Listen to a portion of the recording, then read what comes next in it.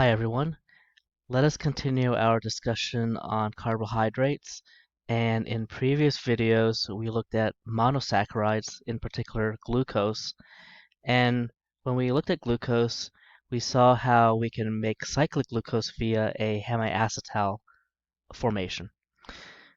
Here we're going to move on to disaccharides, where we are going to take two monosaccharides and link them up together via an acetal formation.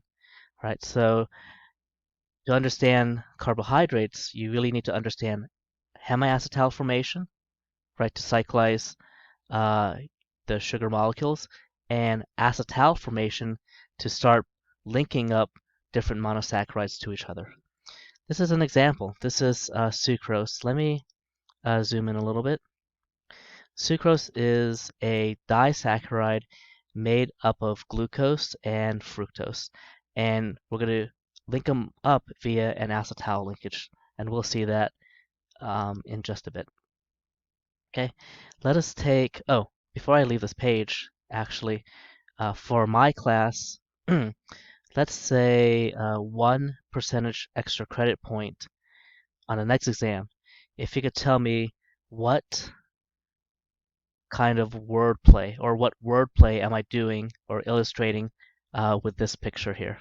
In particular, this picture on the right. Okay.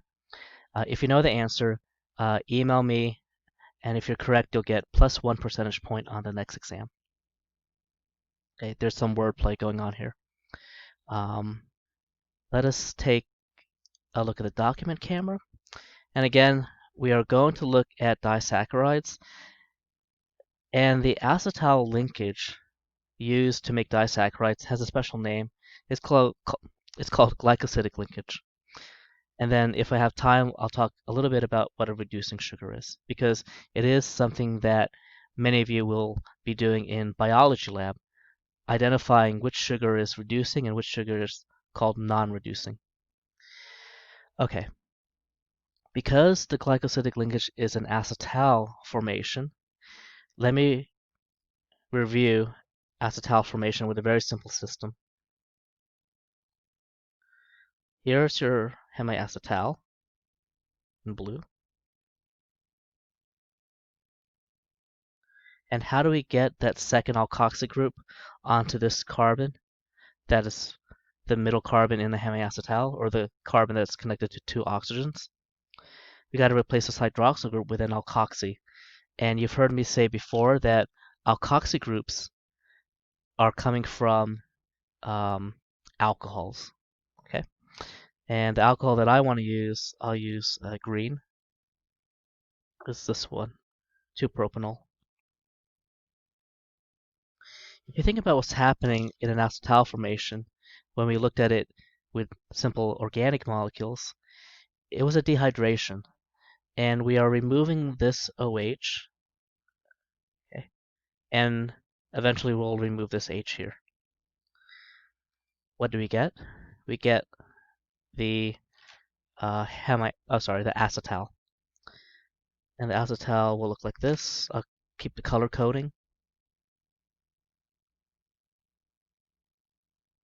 There's one alkoxy group, and then the other alkoxy group is made with the alcohol. Therefore, it's in green. And we kicked out water. We kicked out water. The OH came from the hemiacetal. The other H came from the alcohol. Not necessarily. It's not specifically this hydrogen bonding with these two atoms to make water. It could be a hydrogen off of another acetal. But ultimately, overall, you get water kicked out, and we have a hemiacetal. Sorry, we have an acetal. Yikes. It's a molecule that has a carbon with two alkoxy groups. Now, do we really have this when we link up two monosaccharides? Well, in a previous video, we kept saying that cyclic glucose is a hemiacetal. Let me draw you cyclic glucose.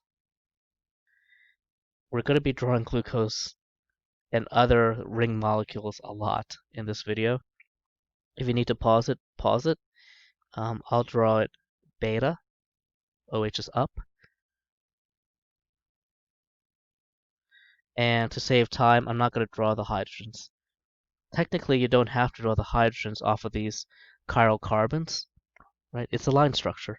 You don't normally draw hydrogens off of a carbon in line structures. That's a hemiacetal, okay? Because, again, here's your carbon. Remember, we call this the anomeric carbon, and we'll call it, carbon number 1. It was the carbonyl that was attacked by this. It used to be a hydroxyl group. Okay, so there's your hemiacetal. The thing about the example I'm going to show is that glucose can act like the hemiacetal and act as the alcohol, right? Because look how many hydroxyl groups you have to choose from.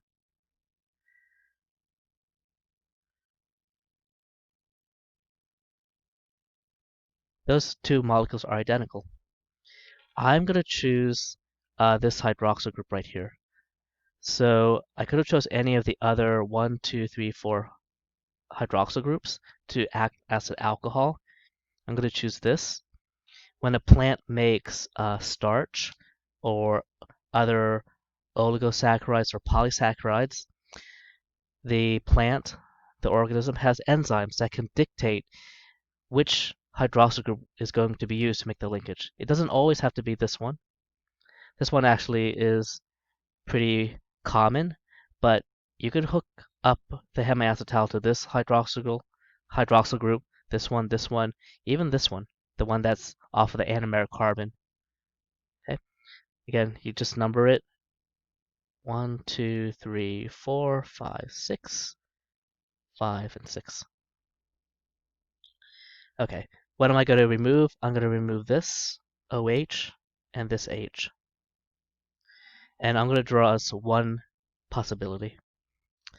One possibility is you're going to draw the glucose on the left exactly the same. Yes, with this O up like that. Okay. Now that's misleading because this oxygen is coming from the alcohol. Just like this oxygen, this green oxygen is coming from the alcohol. Okay. Well, if it's really coming from here, then its connection to carbon number 4 is going up, and we have this.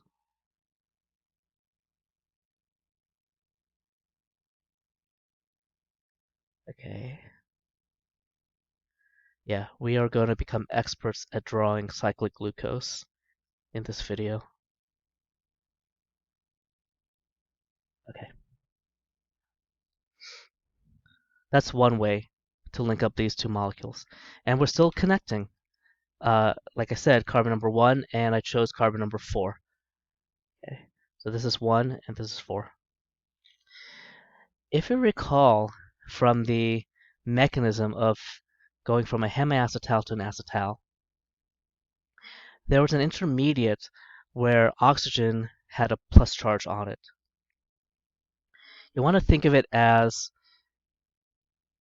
when you think of the mechanism, you're going to protonate this OH, and you're going to use, you've heard me say this before, an internal lone pair to kick out water. So you're going to have a double bond right here. Okay, for this glucose example, your double bond will be right here. Let me draw you that intermediate. That intermediate is important for one particular reason. Okay, I was able to kick out water. Okay, so you don't see that OH or water attached to this carbon anymore. Everything else stays the same. And what's important is this double bond here. There's still a hydrogen for sure, right? There's a hydrogen here, right? But what do you know about sp2 carbons? The geometry around an sp2 carbon is flat. Why is that important? Because the next step is the nucleophile, or the alcohol, comes in and attacks this carbon, but it can attack from two different sides. Now, if this ring, if you pretend it's flat, not on the page, but flat like sideways, then that alcohol can come from the top or the bottom. Look where this came from. That O is really connected to carbon number 4, and that used to be an OH group. That used to be this one right here. And it attacked from the top. That's why the O is above this carbon number 1. But it could have also attacked from the bottom. What is that situation? Okay, I want to leave actually a lot of space because I have more information about this molecule. But the second option was if it attacked from the bottom, what would that look like? It would look like this, where that O coming from carbon number 4, oh, my rings are getting worse and worse, is coming from the bottom relative to carbon number 1. Okay, but it's still between 1 and 4, and yeah, I'm going to go ahead and copy or write the rest of the glucose molecule. Okay, look at my two disaccharides, and they're both made because of the fact that an intermediate is flat and that incoming alcohol can come from the top or the bottom. All right, they're all glucose. They're just linked up differently, but both of them are linking carbon 1 and 4. Your acetal linkage, if you could tell, is right here. Okay, and also right here. It's the only carbon that's connected to two alkoxy groups. That acetal linkage has a special name. It's called glycosidic. Glycosidic. And if you're asked what kind of glycosidic bond is being made in this disaccharide, you're going to announce what two carbons are being attached, 1 and 4, via this oxygen here, and what is the relationship of that oxygen relative to the anomeric carbon? Is it alpha or beta? See, this is up, beta. The alpha and beta notation is going to be dictated by the anomeric carbon. This is not the anomeric carbon of this molecule. The anomeric carbon of this starter material is way over here on the right. That's the anomeric carbon, not this one. Take a look at this molecule. You're still linking together carbon 1 and 4 via this acetal linkage, but now that oxygen relative to the anomeric carbon is alpha. Beta 1,4, alpha 1,4. What's interesting about these two molecules is that you may be familiar with what these actually are. The beta 1,4 is cellobiose. I almost said cellulose because cellobiose is a precursor, a building block of cellulose. What's cellulose? Cellulose is that very fibrous material in plant, like you can think of celery. And humans can't digest fiber, or very well at least. This one is malt. You've heard of malt sugar? What have you heard of? You've heard of germinated barley is malt. It's really the energy source of germinating seeds. Okay, but you could also call it malt sugar. Humans have definitely evolved enzymes to digest malt. Okay, so humans cannot digest cellobiose, but they can digest malt, and the only difference is not the components, but how the components are linked together. And what linkages can our enzymes recognize? Can it recognize a beta 1,4 or an alpha 1,4? Let us practice one on one other disaccharide. Let's take this one here. Okay.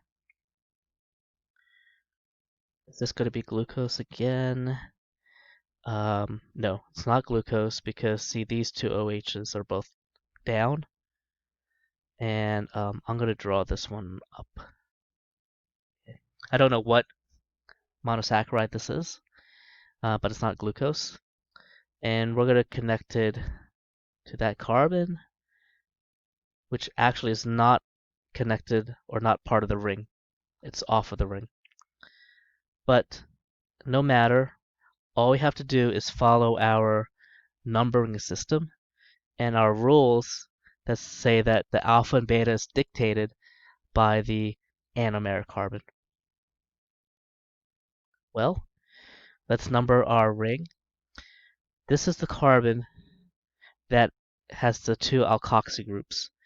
So that is the anomeric carbon, and we'll call it 1, and we'll label the rest of it 1 through 6. Over here, the anomeric carbon is right here. It's the only carbon actually connected to two oxygens on this ring, right? This is your hemiacetal, part of the second ring. That is carbon number 1. 2, 3, 4, 5. Oh, it's connecting carbon 1 and carbon 6. It's a little bit unusual, right? Because we didn't use any of the hydroxyl groups coming off of the ring. We used the hydroxyl group coming off of this CH2 group. What is the glycosidic linkage in this case? It's connecting 1 and 6. And because this is the anomeric carbon, and the oxygen is going down, alpha, right? Beta for birds in the air, alpha fish in the sea. It's going down into the water. Okay. Oh, one really, really unusual case. Remember how I keep saying that the alpha and beta, alpha and the beta in a disaccharide is dictated by the anomeric carbon. And you're going to use that in the name of the glycosidic linkage. But when we take a look at sucrose, sucrose is a little bit odd because definitely this is the anomeric carbon for glucose, carbon number 1. But for fructose, do you know which one is the anomeric carbon? It's the carbon that's connected to two oxygens. It's this one right here.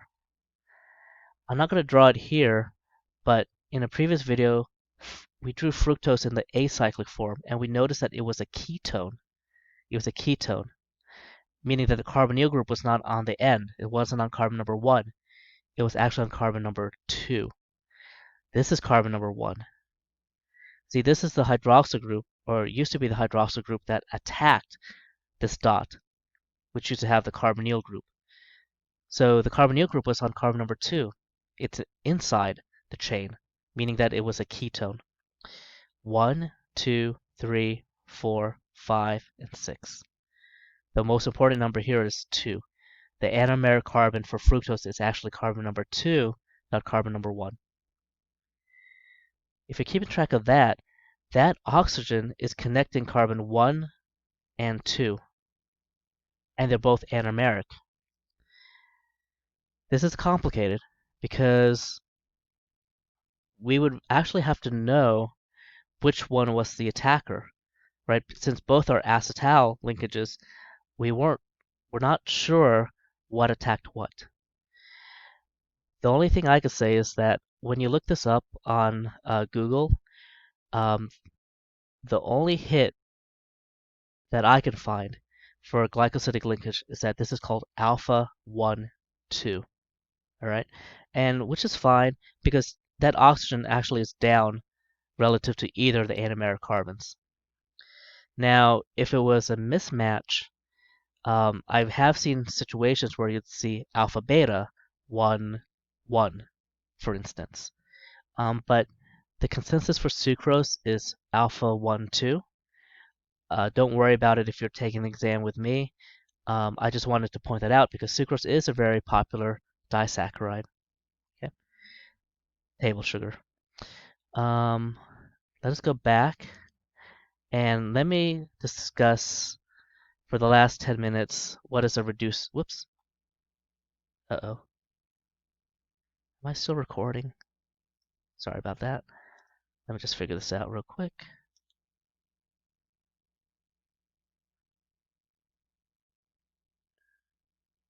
Okay, that was a little strange.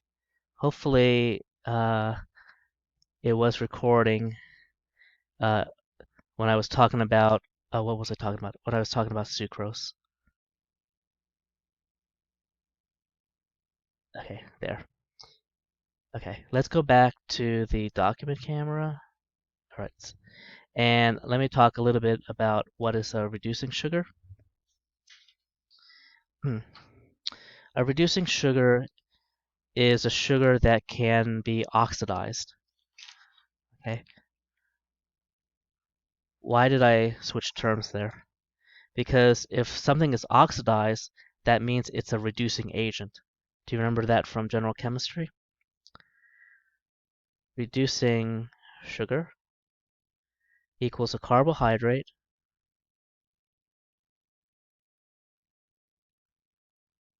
that can be oxidized. And again, if something is oxidized, it acts as a reducing agent. So in other words, it acts like a reducing agent. Maybe I shouldn't even say it acts. It is the reducing agent. Okay. Reduction oxidation come as pairs. Okay. So let me give us an example. Oh, so what can be oxidized? What are some functional groups that can be oxidized? Well, the thing is, the test that you are likely to do in a biology lab to test whether a sample is a reducing sugar or non-reducing sugar, you're really testing for aldehydes. And if you have an aldehyde, okay, because yeah, glucose is an aldehyde, right? A lot of monosaccharides are aldehydes, and you do an oxidation, you can oxidize it to the carboxylic acid. But I mentioned fructose. Fructose is a ketone, okay? And if we try to oxidize that, we get no reaction. And there are color tests that could tell you whether your carbohydrate has an aldehyde group or a ketone group. The test doesn't oxidize hydroxyl groups. All carbohydrates have hydroxyl groups. So that isn't a good way to determine the difference between two different types of sugars, reducing and non-reducing. The reagent that people use, or solution, Benedict's solution. I'm not going to give you the recipe for Benedict's solution, but we'll show you what are the key components. Because if we have, heck, why don't we use glucose? And I'll use the acyclic version because you have to have an aldehyde exposed. The cyclic glucose does not have aldehyde exposed, right? Over here, there's glucose right there. There's no aldehyde. There's nothing to oxidize. Benedict's, again, I'm telling you, does not oxidize hydroxyl groups. It only oxidizes aldehydes and not ketones or hydroxyls. Benedict's is dependent on a copper reagent, copper 2+, and that solution is blue. If you have an oxidizable, or sorry, if you have an aldehyde, right, you're not going to oxidize the hydroxyl groups. If you have an aldehyde, you're going to oxidize it to the carboxylic acid. And I'll draw it out like this. Okay, your aldehyde became a carboxyl group, and everything else stays the same. The hydroxyl groups remain OH groups. That's not the color change. The color change is that copper now exists as copper oxide, or Cu2O. This is actually a brick red color from the copper oxide. Okay, what happened here? This got oxidized,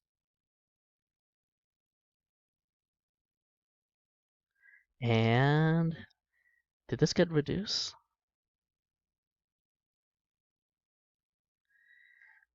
Cu2O, the oxidation state for oxygen is -2. That means each copper is +1. So this is actually, you can think of it as copper plus.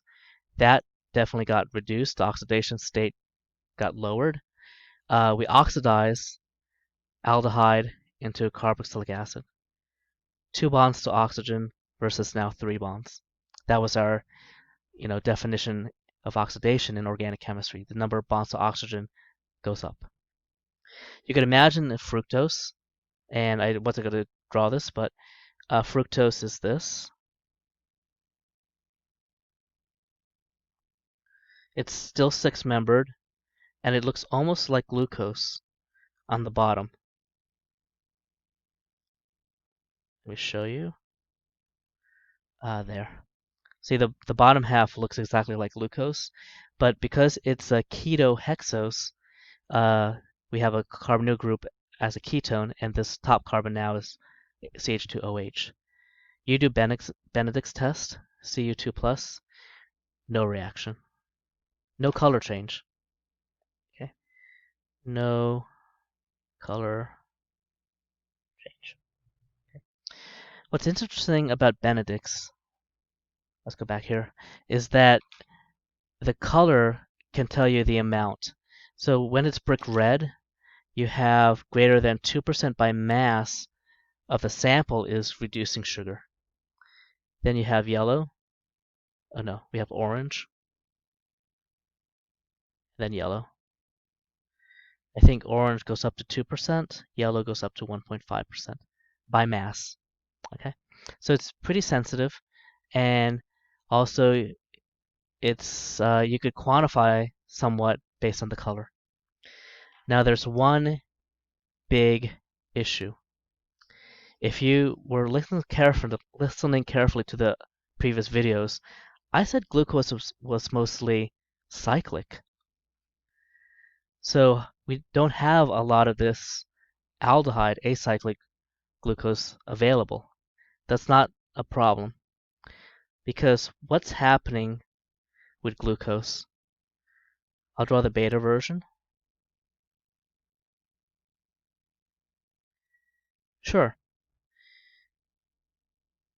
If you include the alpha and the beta, that's like 99% of glucose in a solution in your body. It's mostly cyclic, so my equilibrium arrow is going to the cyclic. A little bit, maybe 1%, becomes the acyclic. How? Hydrolysis, right? Hydrolysis, you cut this bond here, and you add a carbonyl group here, and a hydrogen here. Okay. Linear, or you could think of it as acyclic. Oh, that's where we have the aldehyde. Does it matter a lot that this is only 1%? It doesn't matter, because when you do the Benedict's test, okay, to get the, let's just say, brick red color, okay, what you're doing is you're siphoning off this and making it the carboxylic acid. Remember what Le Chatelier said? Le Chatelier said, if you have an established equilibrium and you decrease the amount of product, then the equilibrium is going to shift to make more of the product. So you're continually oxidizing this molecule. So you have 1% originally, you do the Benedict's test, and then you drop down to 0%. And this will shift again to give you another 1%, and another 1%, and another 1%.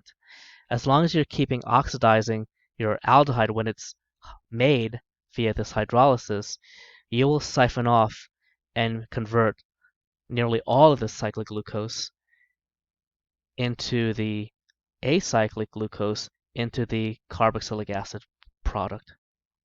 So yes, even though you don't see an aldehyde in the cyclic monosaccharides, due to hydrolysis, you can get the majority of your sugar to be oxidized. Glucose is a reducing sugar, okay? Fructose is not. Okay.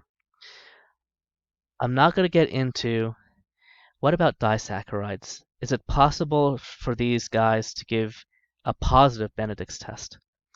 Yes, because for instance here, when you hydrolyze this end of the disaccharide, you are making an aldehyde. It's just that you don't, usually acetals are pretty stable and it's very to hard to hydrolyze the glycosidic linkage of a disaccharide. But under normal conditions, you will open up this ring, and this is glucose, right? And you will expose the aldehyde functionality, which can then be oxidized with Benedict's solution. So these two would be considered reducing sugars. Okay, these two would be considered reducing sugars. Let